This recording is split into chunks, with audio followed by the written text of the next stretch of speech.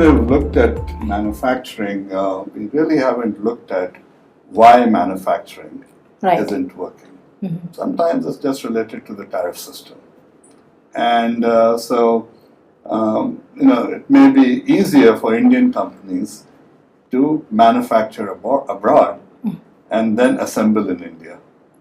If you look at the value chain, there's not much value added in assembly. Right. If I go below manufacturing now, it's design. So you make more money in design than you make in manufacturing, and you make less money in assembling, and even less money sometimes if you're trying to sell commodities. So we also then need to look at, can we design those things where manufacturing is going to lead to, higher value. Right now, some of the tariff structures. The other thing that is hurting Indian companies, in my opinion, are the labor laws. Right. And so some of these things have to be taken care of before manufacturing is going to become more productive. Right. Service sector is interesting. I think there's legs in those industries. And so while one talks about how manufacturing is available, to everybody, let me just take you in an entirely different context. When I was in the US, a friend of mine worked in Detroit, in a neighborhood of Detroit called Oakland. There was Oakland University. Oakland University was going to close down the School of Nursing because Americans didn't want to go to the School of Nursing. Really? Yeah, because the problem is, you're having to deal with people who are sick and terminally sick, and I know some people personally who are in that profession, and after 5, 6, 7 years, there's a little bit of a tendency to burn out. It's unrewarding. So whatever it is. So they were going to close that school down. Then the local hospital said, you can't do that. Why? Because we need nurses. So the question is, where do we find students? Do you know where they found students? In Kerala. Okay. So, it doesn't, I know we're having trouble with H-1B visas, but as the populations get older, do they not need services, let's say, in healthcare? And so again, we have to think a little bit more creatively in saying, where do we take services further? And in the services area, we have a big advantage. About 3-4 months ago, I was on a flight from Singapore to Hyderabad.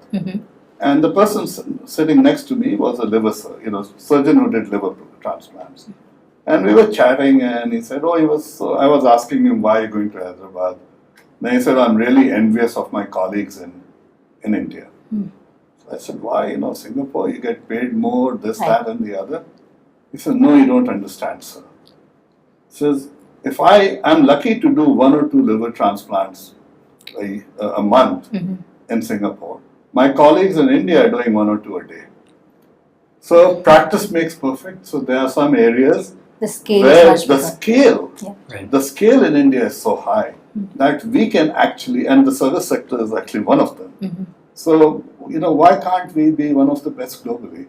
Why do we have to be the lowest priced one? Well, and I think that's, part of the reason I want to come to India is because there is that more opportunity in the sense of more things to work on. And yet, Alok Goel asks about the lack of focus on R&D in India. Is there essentially going to be R&D in India, or is it being overlooked? Are foreign companies going to take all this consumption pie that India is growing, or is there going to be domestic R&D as well? Right, so there are really 2 comments I want to make.